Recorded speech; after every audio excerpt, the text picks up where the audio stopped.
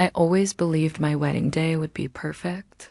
Elegant flowers, delicious cake, beautiful venue, and most importantly, surrounded by supportive family and friends.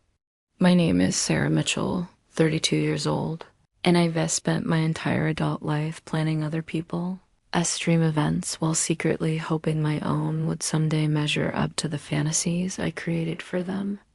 When I met Michael 4 years ago, everything fell into place, and I could finally see that perfect day on the horizon. What I couldn't see was the storm brewing behind his mother, Evelyn's seemingly pleasant smile. You know those movies where the mother-in-law is comically overbearing?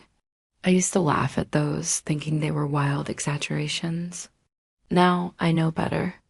What should have been the happiest planning experience of my life turned into a psychological warfare campaign that ended with Evelyn watching our ceremony from the parking lot, uninvited and fuming. The invitations were the final straw, but looking back, I should have seen it coming from the very beginning. This is the story of how I discovered that sometimes the people closest to us can be the ones who test our boundaries the most, and how I finally found the strength to protect what mattered to me. Have you ever experienced a family betrayal that made you question everything you thought you knew? What helped you find your way back to solid ground? I'd love to hear your stories in the comments below. Sometimes sharing our experiences helps others feel less alone in their struggles. Thank you for spending this time with me. If my story resonated with you, please consider subscribing and sharing with someone who might need to hear they are not alone in family complexity. Remember that your story matters, even when others try to rewrite it. Take care of yourselves. Before Michael, I've been laser focused on building my career as an event planner, channeling my creative energy into making other people's special days memorable, while my own love life remained disappointingly stagnant. I'd had relationships, sure, but nothing that ever felt right enough to last. I was coordinating a corporate anniversary gala when I first noticed him, tall, with kind eyes, and a smile that made the corners crinkle in a way that immediately put me at ease. Michael was the company's marketing director, and we spent the evening collaboratively putting out small fires before they could disrupt the event. By midnight, as the last guest departed, he asked if I'd join him for a late dinner, and that was it. Our relationship moved quickly, both of us immediately comfortable in a way I'd never experienced before. Within 6 months, we were living together, and I was meeting his family. Evelyn welcomed me with a tight hug and homemade dinner, the first time Michael brought me to her immaculate suburban home. I've waited so long to meet the woman who's captured my Michael's heart, she said, serving pot roast that she proudly announced was Michael's favorite since childhood. The evening went smoothly on the surface, but I caught moments that should have been warning flags. The way she referred to our condo as Michael S. Place despite us having chosen it together. How she showed me childhood photos while remarking how no one will ever know him like his mother does. And her casual questions about my work schedule that felt more like an assessment than genuine interest. Michael was her only child, and his father had passed away from a heart attack when Michael was in college, leaving the two of them unusually close. I noticed how Michael's phone would light up with her calls multiple times a day, how he'd immediately answer no matter what we were doing, and how he'd automatically adjust our plans if she needed anything. I ignored these warning signs, partly because I was head over heels in love, and partly because I always longed for a close-knit family. When Michael proposed on our 3rd anniversary with his grandmother's restored vintage ring, I was ecstatic. We celebrated alone first, then drove to Evelyn's house to share the news. Her smile didn't quite reach her eyes as she hugged me and said, "Welcome to the family, dear. I hope you know what a special man you're getting." That night, as she pulled out photo albums and monopolized Michael as attention with family stories that pointedly preceded my existence, I pushed down my discomfort. I was excited to plan our wedding, and surely her behavior was just adjustment to the idea of her only son getting married. how wrong I was. Have you ever experienced a family betrayal that made you question everything you thought you knew? What helped you find your way back to solid ground? I'd love to hear your stories in the comments below. Sometimes sharing our experiences helps others feel less alone in their struggles. Thank you for spending this time with me. If my story resonated with you, please consider subscribing and sharing with someone who might need to hear they are not alone in family complexity. Remember that your story matters even when others try to rewrite it. Take care of yourselves. The first month after our engagement was a blissful blur of congratulations, ring selfies, and excited phone calls with friends and family.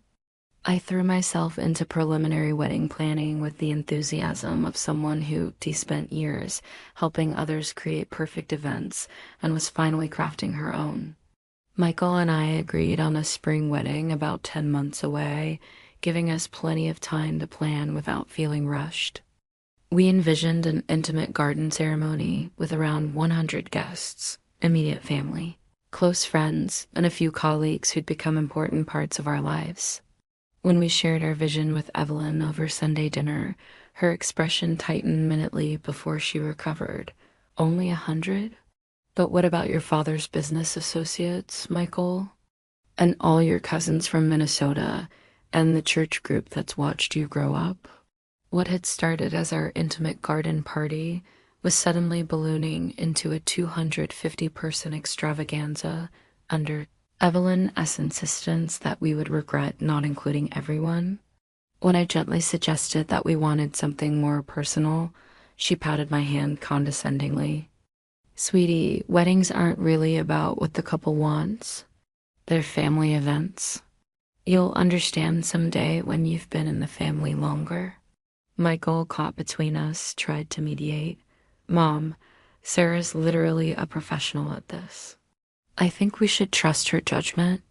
Evelyn's eyes narrowed slightly before she sighed dramatically.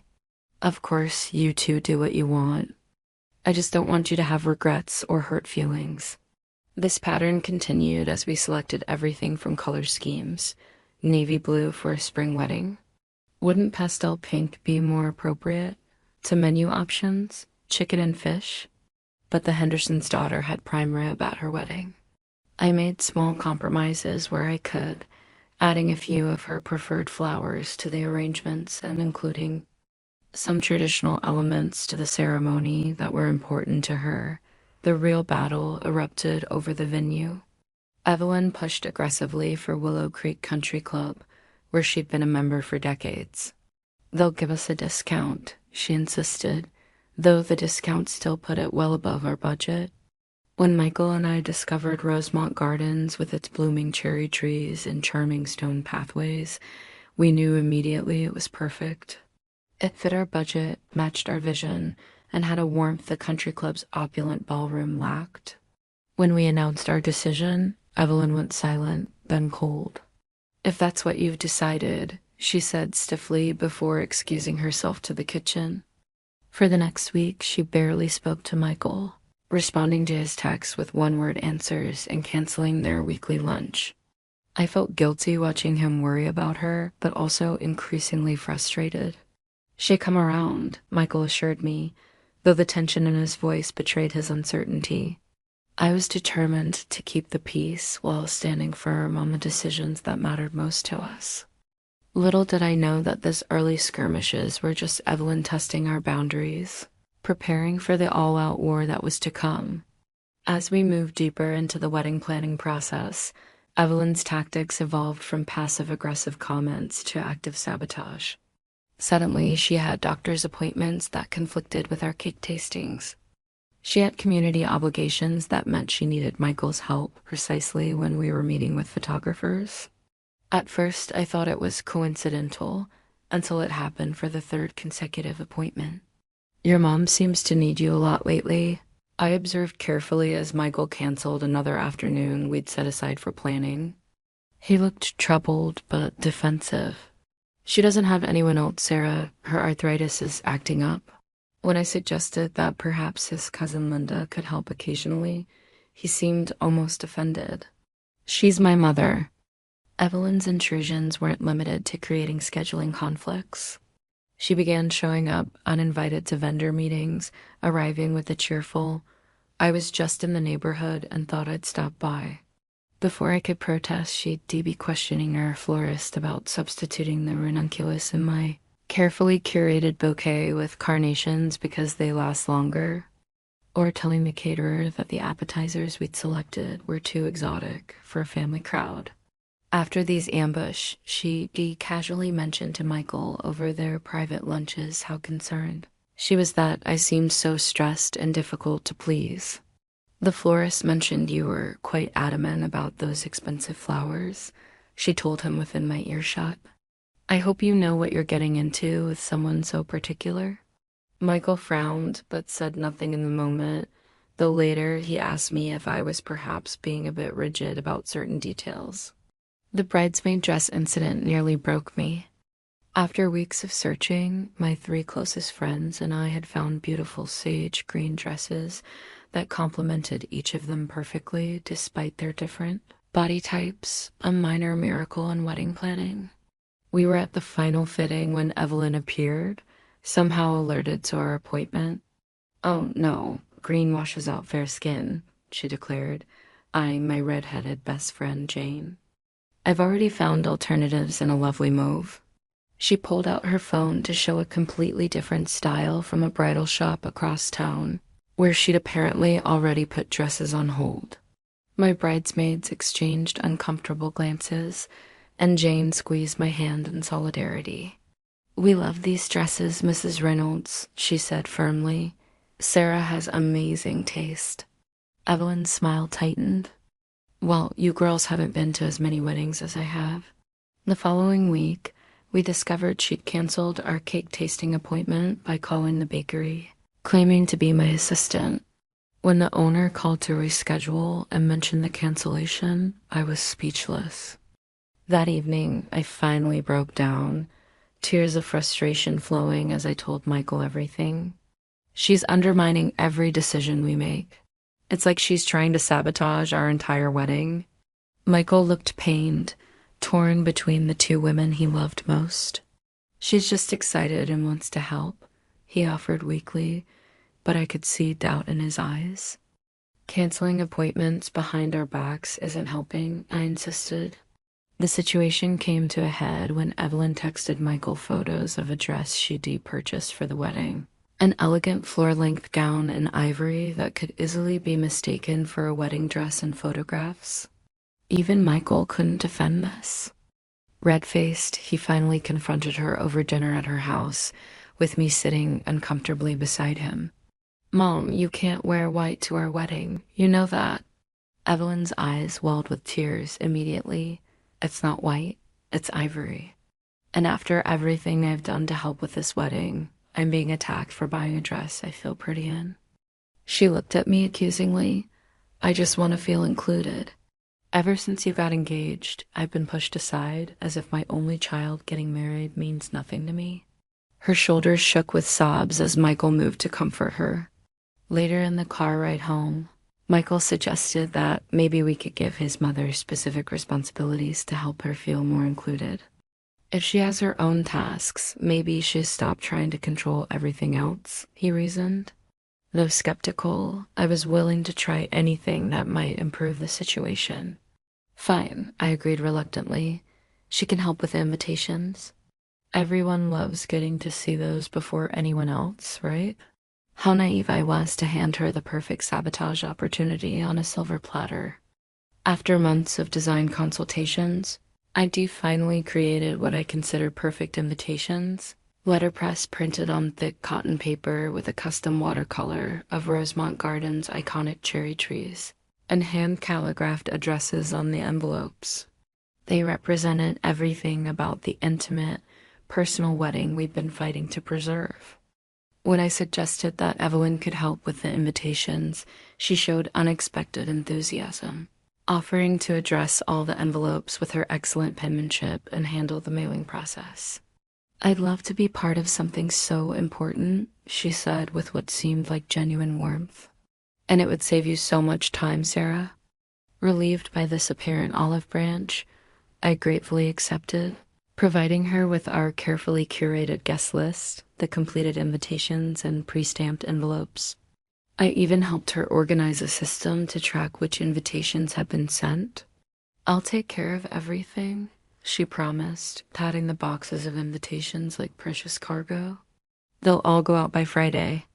The first hint that something was amiss came 3 weeks later when my college roommate Alexis called to ask about my wedding date.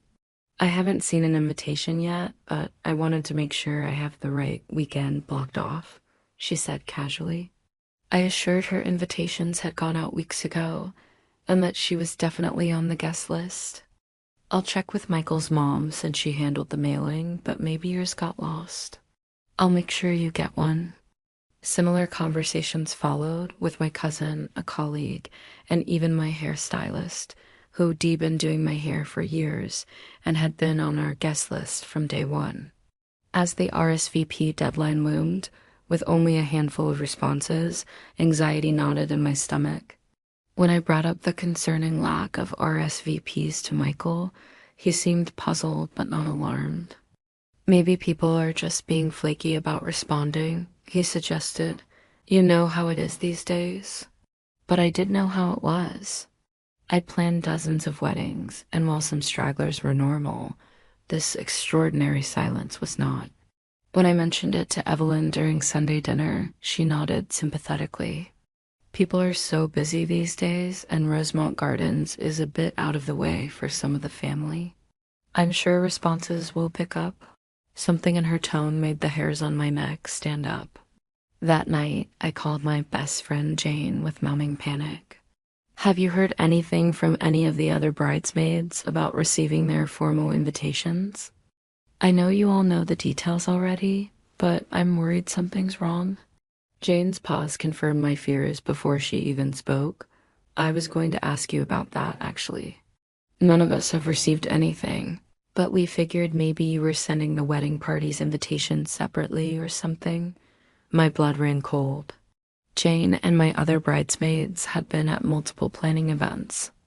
Evelyn knew they were aware of all the wedding details. If they hadn't received invitations, it wasn't an oversight. It was deliberate. I hung up and immediately confronted Michael, my hands shaking. "I think your mother never sent the invitations." "No one has received them. Not my best friends, not my family, no one." Michael's expression darkened, then shifted to defensive. "That's a serious accusation, Sarah. My mother wouldn't do something like that." "Maybe there was a problem with the mail for every single invitation," I countered, my voice rising. "That's not possible, and you know it." We had our first truly fierce argument that night, with Michael insisting I was being paranoid and me insisting his mother was actively trying to sabotage our wedding. We went to bed angry, backs turned to each other in cold silence. But while Michael slept, I lay awake, my event planner's mind cataloging every suspicious incident, every coincidence, every undermining comment. By morning, I was certain Evelyn had deliberately hidden or destroyed our invitations, and I was going to prove it. The next day, while Michael was at work, I called in a favor from Marco, a private investigator who occasionally worked security for my high-profile events. "I need to check if emails have been sent from an address very similar to mine," I explained, describing my suspicions without going into embarrassing detail. Marco was professional and thorough, reporting back within hours. "There is an email account created 3 weeks ago with an address 1 letter off from yours," he confirmed. It sent about 90 emails with the subject line, "Important wedding update. Want me to try to access it?" With Marco's help, we discovered the contents of these emails. A formal-looking announcement claiming that, due to unforeseen circumstances, Michael and I had decided to postpone our wedding indefinitely and would be in touch when we set a new date. The emails had gone to nearly everyone on our guest list. My hands trembled with rage and betrayal as I stared at the evidence. But I needed more proof before confronting Michael and Evelyn. Using the spare key Michael had given me to his mother's house for emergencies, I let myself in while she was at her weekly hair appointment. I told myself this wasn't breaking in. I had a key and I was family. The boxes of invitations weren't difficult to find, stacked neatly in her home office closet, still in the same organizational system I'd helped her create. 93 invitations unsent with their sealed, addressed, stamped envelopes. I took photos of everything, my heart pounding so loudly I was sure the neighbors could hear it. Next to the boxes was a notebook with Evelyn's handwriting, a meticulous list of guests she'd sent the fake postponement emails to, with check marks next to each name. I photographed this as well, hands shaking. As I was replacing everything exactly as I'd found it, I heard the garage door opening. Panicking, I slipped out the back door and around the side of the house just as Evelyn entered through the front. Her new salon hairstyle perfect. As she carried groceries inside, I called Michael immediately, my voice breaking as I said, "I need to see you now. It's about the wedding." An hour later, in a coffee shop far from both our workplaces, I showed him everything, the fake email account, the photos of unsent invitations, his mother's checklist. Michael's face drained of color as he scrolled through the evidence on my phone. "This can't be real," he whispered, but his eyes told me he knew it was. "My mother wouldn't," but he couldn't finish the sentence. "Call her," I said quietly. "Ask her where our invitations are. See what she says." He did, putting the phone on speaker between us at our secluded corner table. "Mom, Sarah's concerned about the wedding invitations. Did you send them all out like you promised?" The slight pause before Evelyn answered told us everything. "Of course I did, sweetheart. Why would she think otherwise?" The lie hung in the air between us as Michael's eyes met mine, truly seeing the situation for the first time. "We'll talk about this later," he said tightly before hanging up. That night, after reviewing all the evidence again at home, Michael finally accepted the truth. His mother had deliberately sabotaged our wedding, lying repeatedly to both of us. "I'll handle this," he promised, his voice hard in a way I'd never heard before. "I'm so sorry, Sarah. I had no idea she would go this far." As he left to confront his mother, I sat alone in our apartment, wondering if I was making the biggest mistake of my life by marrying into this family. Evelyn's betrayal was devastating, but almost more painful was how long it had taken Michael to believe me. As midnight came and went with no word from him, I began to wonder if his mother's influence was stronger than his love for me. What would happen next time she decided I wasn't good enough for her son? Would our children become pawns in her manipulation games?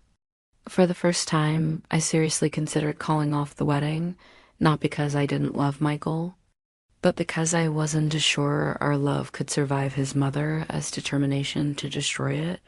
Michael returned just after one, emotionally exhausted and looking older than I'd ever seen him. "She admitted it," he said heavily, dropping onto our couch. "She cried, apologized, swore she just panicked and didn't know how to fix it." According to Michael, Evelyn claimed she'd initially just set aside a few invitations for guests she thought were inappropriate, mainly my college friends she considered too wild, but then panicked when I started asking questions. One lie led to another, Michael explained, repeating his mother's words. "She knows she went too far and wants to make it right." I stared at him incredulously. "Make it right? How exactly does she plan to undo telling everyone our wedding is canceled?" Michael reached for my hand. "She's offered to call everyone personally and explain there was a misunderstanding. She'll help us send new invitations immediately." He looked at me pleadingly. "She's really sorry, Sarah. She was crying so hard she could barely speak." Despite my deep skepticism, I recognized the hope in Michael's eyes. He desperately wanted to believe his mother's remorse was genuine, that this could be resolved without having to choose between us. Against my better judgment, I agreed to a reconciliation dinner at Evelyn's house the following evening. "We'll start fresh," Michael said, pulling me into an embrace. "She knows now that we're serious and she can't come between us." Evelyn was the picture of contrition when we arrived, her eyes red-rimmed and her normally perfect makeup subdued. She embraced me immediately. "I'm so deeply sorry, Sarah. What I did was unforgivable, and I completely understand if you hate me." She had prepared all of Michael's favorite childhood foods and set the table with her best china. Throughout dinner, she was uncharacteristically deferential, asking about our plans and nodding supportively at everything we said. "I've already drafted an email explaining my terrible mistake," she told us, pulling out her laptop. I'll send it to everyone tonight and follow up with phone calls to make sure they know the wedding is still happening." As she opened her computer, a text notification appeared on the screen. Michael happened to be standing behind her and froze, his eyes fixed on the message. "What's that?" he asked, his voice suddenly cold. Evelyn quickly moved to close the laptop, but Michael was faster, turning the screen so both of us could see a series of texts between Evelyn and Michael's godfather, Thomas. The most recent read: "Any luck convincing Mike to postpone?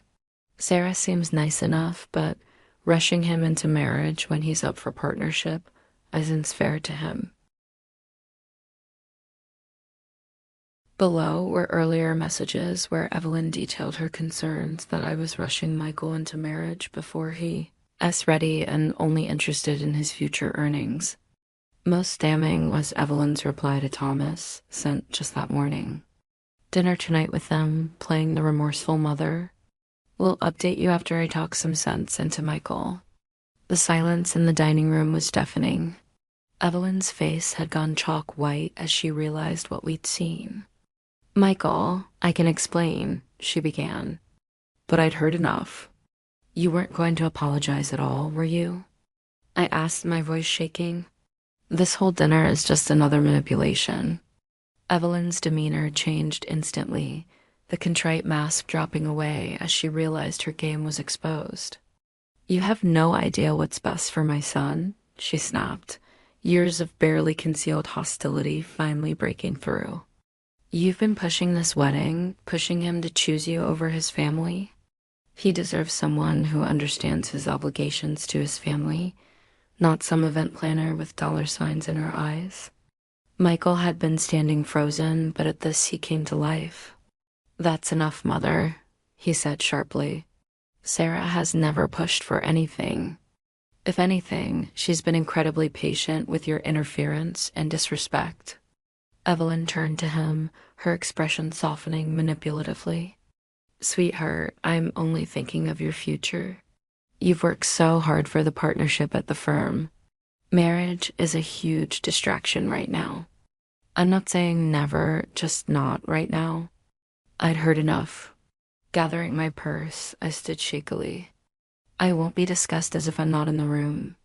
And I won't be painted as a gold digger by someone who's lied repeatedly to sabotage my relationship." Turning to Michael, I added, "I'll be at home when you're ready to discuss what happens next." As I walked out, I heard Michael call my name, but I kept going, needing space to think clearly. Behind me, Evelyn's voice rose. "See, she walks out when things get difficult. Is that who you want making decisions for your future?" I waited in the car, tears streaming down my face, wondering if Michael would follow or stay to hash things out with his mother. 5 excruciating minutes later, he emerged from the house, his expression grim but determined. The drive home was mostly silent, both of us processing the evening's revelations. When we arrived at our apartment, Michael finally spoke. "I've been blind," he said quietly. "I knew my mother could be difficult, but I never imagined she would deliberately try to destroy our relationship." He turned to me, his eyes filled with remorse. "I'm sorry I didn't believe you sooner. I'm sorry I let her treat you this way." He took my hands in his. "I need you to know that I choose you, Sarah. Not just for the wedding, but for every day after. If that means limiting contact with my mother, then that's what I'll do." I wanted desperately to believe him, but the evening's revelations had shaken me to my core. How do I know she won't always come between us? I asked, voicing my deepest fear. Every disagreement, every major decision, will I always be wondering if she's whispering in your ear? Michael's pained expression told me he understood the gravity of my question. I can't change the past, but I promise you, from this moment forward, we're a team. You and me against whatever comes, including my mother. I nodded, exhausted from the emotional whiplash of the day. I need some time to think, I told him honestly. I love you, but I need to be sure I can trust that you'll stand with me. Not just today, but every time your mother tries to come between us. As I got ready for bed alone, I heard Michael making calls in the living room. First to his godfather Thomas to confront him about the text messages, then to his cousin Linda, explaining the situation with his mother. He was drawing boundaries, just as he'd promised. Still, as I drifted into uneasy sleep, I couldn't help wondering if those boundaries would hold when tested again. And I had no doubt they would be tested, perhaps sooner than either of us expected. The next morning, I called in sick to work for the first time in 3 years. I spent hours crying, alternating between rage at Evelyn Ness' manipulation and fear that my relationship with Michael might not survive the fallout. My best friend Jane came over with coffee and pastries, sitting with me as I poured out the whole sordid story. What if this is just a preview of our entire marriage? I asked her, clutching a soggy tissue. Every holiday, every decision about children, every job opportunity, will I always be fighting his mother's influence? Jane listened patiently, then asked the question that cut to the heart of the matter. Do you trust Michael to choose you? Not just now, but every time. I didn't have an immediate answer. My phone had been buzzing all morning with texts and calls from Michael, each more worried and apologetic than the last. I've told Mom we won't be speaking until she makes genuine amends, one message read. I've also called a therapist to help me work through my relationship with her. I love you and I'm committed to fixing this. Jane picked up my phone, scrolling through Michael's messages. These don't sound like a man who's wavering, she observed. But ultimately, only you can decide if you believe him. After Jane left, I spent hours thinking about what I truly wanted. Despite everything, I loved Michael deeply. We had built a life I was proud of, with shared dreams and values that aligned in all the ways that mattered most. Was I willing to throw that away because of his mother's toxic behavior? By evening, I had made my decision. I texted Michael, asking to meet at a neutral location, the small park near our apartment where we often walked on weekends. He was already waiting when I arrived, his face tight with anxiety. Thank you for coming, he said formally, as if afraid of presuming anything. We sat side by side on our bench, watching ducks glide across the pond. I want our marriage to work, I began carefully. But I need some things from you first. I outlined exactly what I needed. No contact with Evelyn until after the wedding. Couples therapy to ensure we had tools to handle future conflicts. And his agreement that any children we might have would never be left alone with Evelyn until she had proven she could respect our boundaries. Michael listened intently, nodding at each point. Yes to all of it, he said without hesitation when I finished. And I want to add something else. I'm going to start individual therapy to work on establishing healthier boundaries with my mother. I should have done it years ago. His openness and immediate agreement reassured me, but I wasn't naive enough to think our problems were solved. I love you, I told him, but trust has been broken. It's going to take time to rebuild it. He nodded soberly. I understand. I'm in this for the long haul, Sarah. We agreed to move forward with the wedding, but with a significantly delayed timeline to give us space to heal. What I didn't tell Michael was that I was already making contingency plans. The next day, while Michael was at work, I contacted all our vendors to explain the situation in general terms. We've had a family situation that's compromised our original invitations, I told them. I need to know what our options are if we need to make changes. Most were sympathetic, having dealt with family wedding drama before. I identified a backup venue, a charming historic hotel downtown that had a last-minute cancellation and could accommodate us on short notice if needed. I worked with my most trusted colleague to create a new digital guest list with contact information that wasn't accessible to anyone but us. I wasn't proud of these secret preparations, but after Evelyn's repeated deceptions, I needed the security of a backup plan. 1 week after our park bench conversation, my caution proved justified. I received a confused call from our venue coordinator at Rosemont Gardens. "I just wanted to confirm that you're canceling your date," she said. "We received an email and follow-up call from your future mother-in-law." My blood ran cold as the coordinator continued. "She said you and Michael have decided to postpone indefinitely due to family illness." When I checked our wedding website that evening, I discovered that someone had accessed the admin panel and changed our wedding date to TBD postponed. The IP address traced back to Evelyn's home computer. This was no longer about invitations or mother-in-law annoyances. This was a deliberate, sustained campaign to stop our wedding entirely. I called Michael immediately. "Your mother told Rosemont we're canceling and changed our wedding website," I said without preamble. "I have the proof. This has to stop. Now." Michael was silent for a long moment, then said in a voice I barely recognized, "I'll be home in 20 minutes. We need to talk." When he arrived, his expression was grim but determined. "Show me everything," he said. And I did. The venue's email confirming the cancellation request.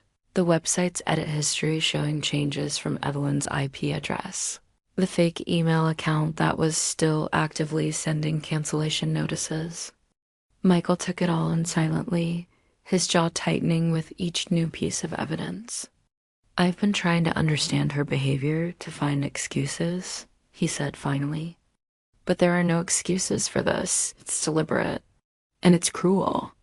He looked at me, his eyes clear and focused. "What do you want to do?" It was the question I'd been waiting for, Michael truly asking for my lead, not attempting to mediate or minimize. "I want to get married without your mother's interference," I said simply. "I want us to take back control of our wedding and our relationship." I hesitated, then added, "And I already have a plan. We move the entire wedding without telling her," I explained, laying out the backup arrangements I'd been quietly making. New venue, new digital invitations sent directly from us, with explicit instructions not to share details with Evelyn, and security at the door to ensure she doesn't crash it.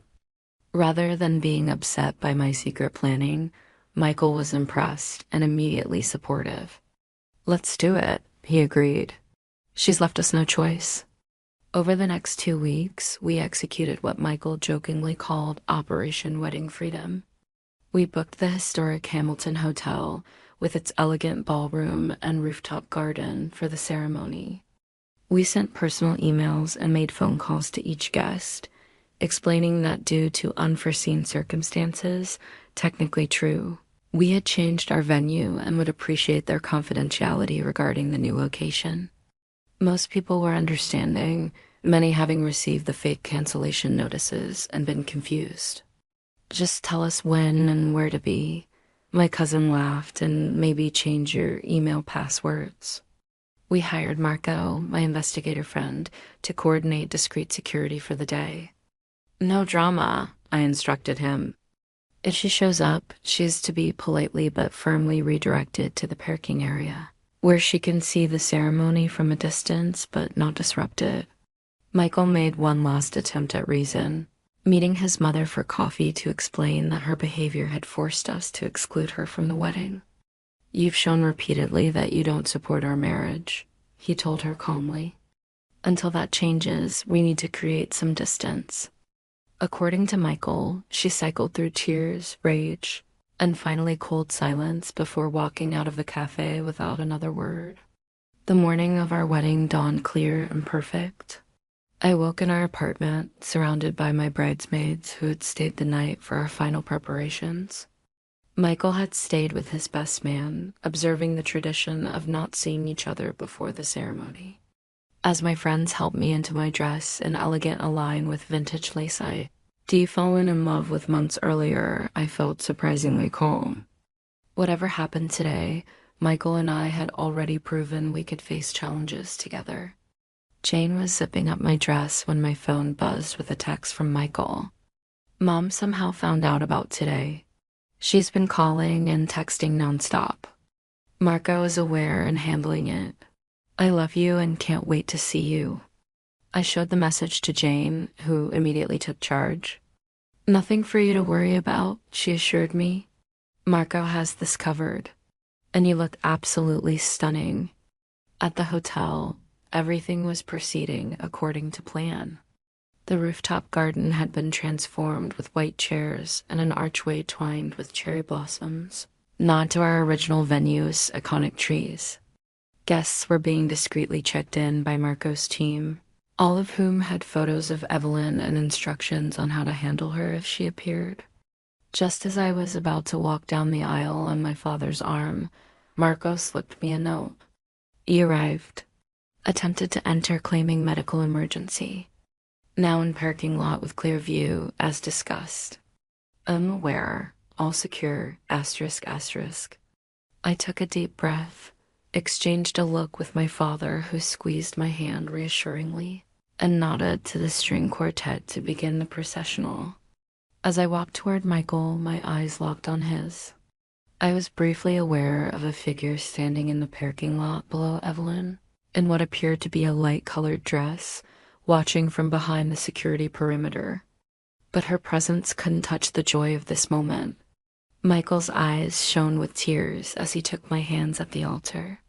You look incredible, he whispered, then added with a small smile, mission accomplished.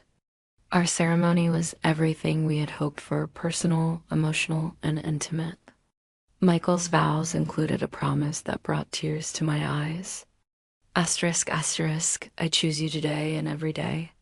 Our marriage comes first, and I will protect it and cherish it above all other relationships. The reception that followed was joyful and relaxed, with none of the tension that had marked the preceding months. Through dinner and dancing, I occasionally caught myself scanning the room, half expecting to see Evelyn attempting to crash the party. Marco approached during the cake cutting to inform us that there had been one more attempt, Evelyn trying to talk her way past hotel security by claiming she'd forgotten her invitation, but she had been firmly redirected back to the public areas. Our photographer actually caught a picture of her being escorted away, Marco mentioned with professional detachment. I can have it deleted if you prefer. Michael and I exchanged glances. Then Michael shook his head. Keep it, he said quietly. It's part of our story for better or worse. As we prepared to leave the reception amid a shower of flower petals, Michael pulled me close. Thank you for not giving up on us, he said, his voice husky with emotion. I know it wasn't easy. I kissed him, aware of our guests cheering around us. We're a team now, I reminded him. Whatever comes next, we face it together. That night, as we flew to Bees for our honeymoon, I reflected on the tumultuous path that had led to this day. Perhaps it wasn't the perfect wedding I had initially imagined, but it was perfectly resilient, determined, and ultimately triumphant. And somewhere in all the chaos, I had discovered a strength I hadn't known I possessed.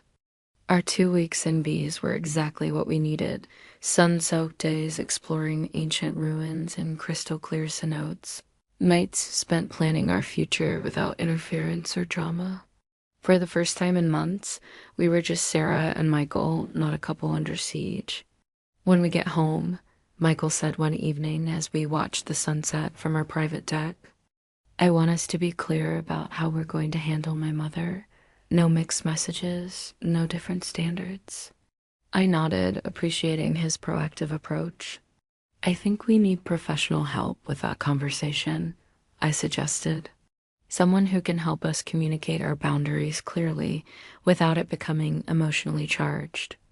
Michael agreed, and upon our return, we found a family therapist specializing in law relationships. Dr. Chun helped us script our first post-wedding meeting with Evelyn, which took place at a neutral restaurant 3 weeks after our honeymoon. "Thank you for meeting us," Michael began, following the approach we practiced. "We want to have a relationship with you, but it needs to be healthier than it's been." Evelyn, dressed impeccably as always, kept her expression carefully neutral. "I understand you're upset about the wedding," she said, her tone suggesting we were overreacting, "but families have disagreements.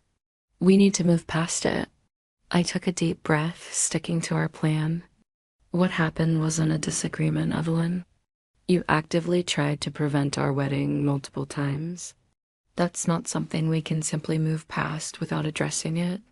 Michael outlined our boundaries clearly: weekly phone calls instead of daily, advance notice before visits, no undermining comments about our relationship, and most importantly, no unilateral decisions affecting our lives. "If these boundaries aren't respected," he concluded, "we'll need to limit contact until they are." Evelyn's face hardened. "So I'm being punished for caring about my son's future? For wanting to make sure he wasn't rushing into something he'd regret?" She turned to Michael, ignoring me completely.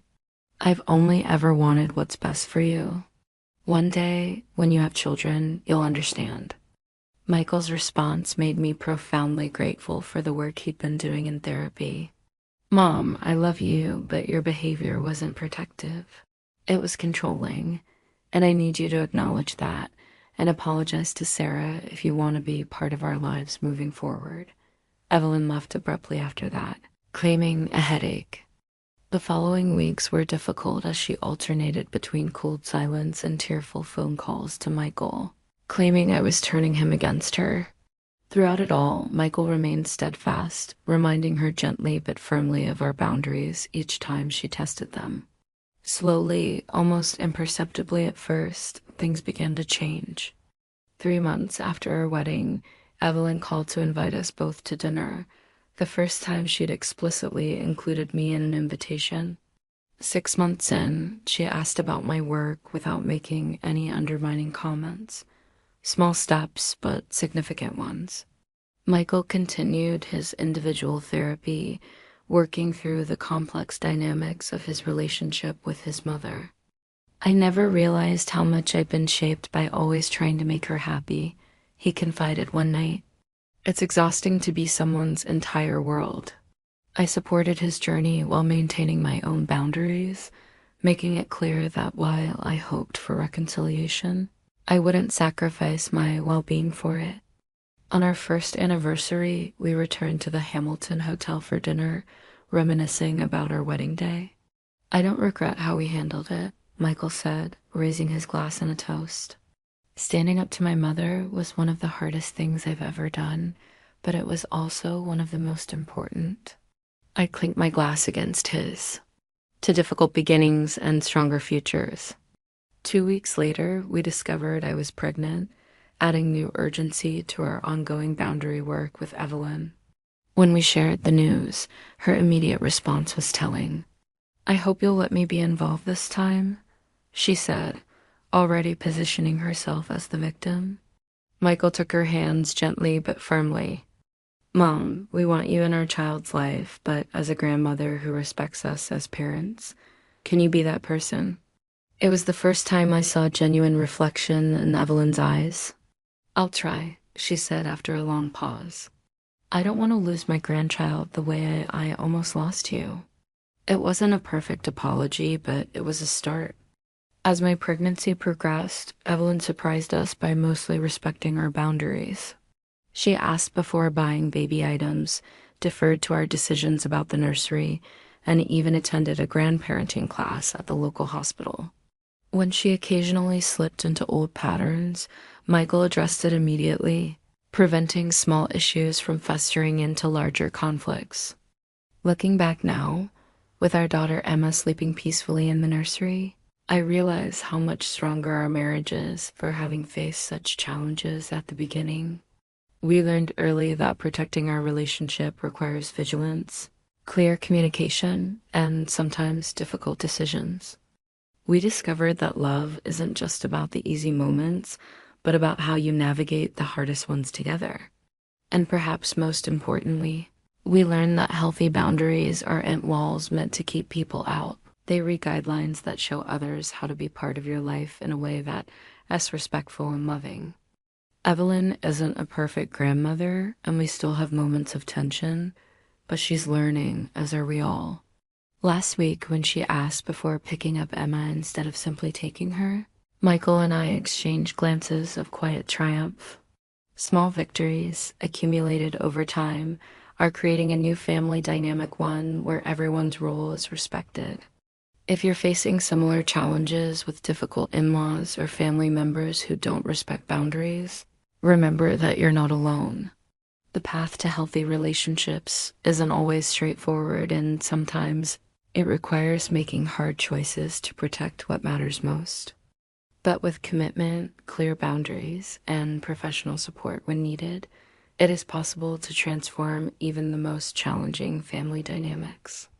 I'd love to hear your stories and how you've handled similar situations in your own relationships. Have you ever had to stand up to a family member who is undermining your relationship? What strategies worked for you? Share your experiences in the comments below.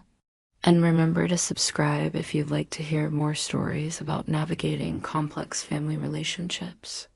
Thank you for listening to my story, and may your own boundaries always be respected and your relationships strengthened by the challenges you overcome together.